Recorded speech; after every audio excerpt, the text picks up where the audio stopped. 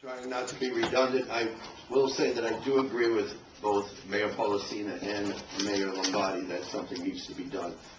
So I prepared a statement, a short statement that I'll read to you.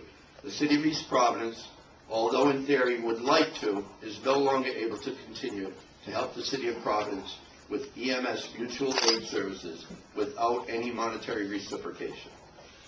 At first glance, it appears that this past practice of not-so-mutual aid is costing the taxpayers of East Providence an uncalculated amount of money on a yearly basis. City of East Providence is now, and has been for more than 6 months, under the very watchful eye of a state-appointed budget commission, and must justify to our tax-paying residents where all their monies are going in both categories, accounts payable and also losses in uncollected accounts receivable. The economy of Rhode Island is bad, and our citizenry must be protected. I would support and truly hope that a better arrangement for a true mutual aid situation with the City of Providence and its surrounding communities can be worked out to the benefit of everybody involved.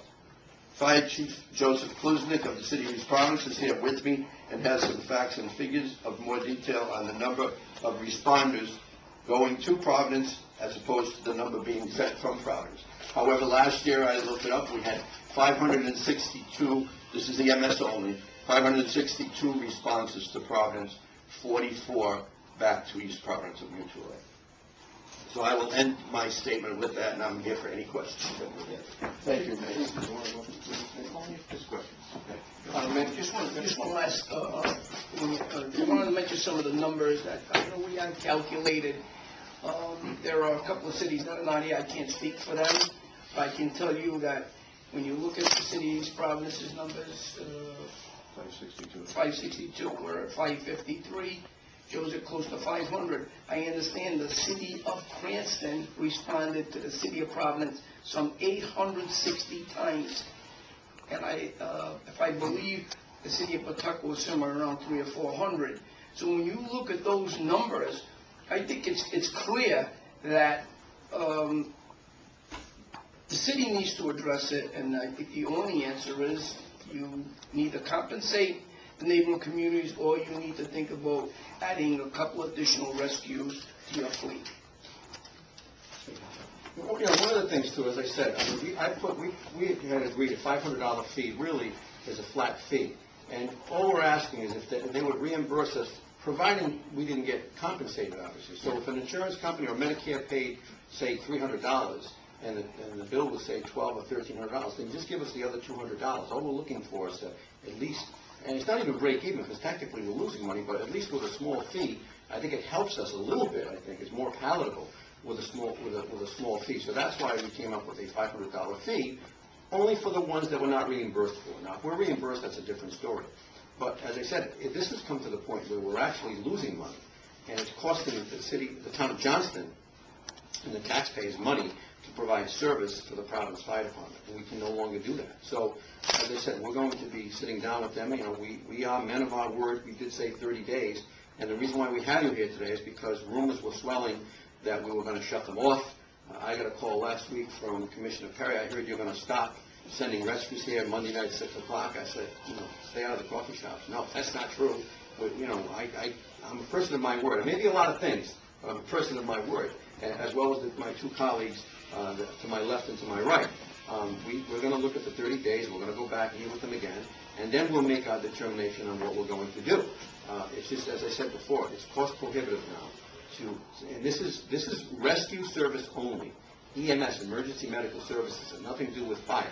Although we had, the City of Providence came in last year. I have the numbers here. So if you bear with me, I have to put my glasses on.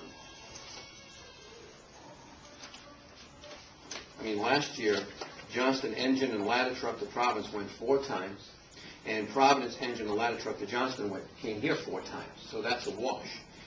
As I said before, the rescues 473 to Providence from Johnston, and Providence came here 23 times. That's really very, very lopsided. So we're just looking to, you know, save our taxpayers money and stop subsidizing the City of Providence. And I know Providence is in trouble, okay? you know, we all don't want to be in trouble. We want to make sure we nip this in the bud now before it gets worse. And this has been going on, by the way. This just didn't happen overnight. This has been going on for years and years and years. But unfortunately, the financial climate dictates what we now do. You know, before, you know, when there was, I guess, plenty of money around, nobody really paid attention. But we can no longer afford to subsidize other communities. I mean, you know, I can't, you know, if I need a rescue, you know, we'll call Providence, we'll call Cranston, we'll call Smithfield. But very rarely do we call Providence, but Providence seems to call us. And it's become automatic aid, not just mutual aid. And I just want to stress, this is for EMS only. This has nothing to do with the mutual aid agreement when it comes to fighting fires. If I may add something too, I do agree with both mayors that the purpose of this conference today is to hopefully keep the lines of communication open with the city of Providence. I don't think any of us have the intention of shutting them off, but we need to find something that is more mutual. Really, the term mutual needs to be defined on what the taxpayers of East Providence, for instance, is costing them, as opposed to the mutual aid that's being sent from Providence. We have to make that balance. It has to be a better balance. And hopefully today we're enforcing the impression that we want to keep the lines of communication open with that community. I will address, before any questions, as far as the fire mutual aid setup. We had the opportunity, or the unfortunate situation of having to call upon Providence a number of times last year because we had a ladder truck that was out of service for more days than we would have liked. But we hit it head on. We addressed our needs. And guess what? We had to buy a new one to make sure that our taxpayers are well protected. So the point I'm trying to make here is that if you look on the EMS side, and I mentioned this to, you know, in the meeting, that, hey, look, I mean, now is your time to step up to the plate. You need to address these issues, and you need to probably place at least a couple of additional rescue trucks in service. So our numbers were up a little with the city as far as their mutual aid helping with fire service because we had a truck out of line, or offline, should I say. But again, do we want to do it? Not really. But we spent some $650,000 for a new ladder truck so that we can make sure and we can assure our residents the best possible public safety services available. Questions?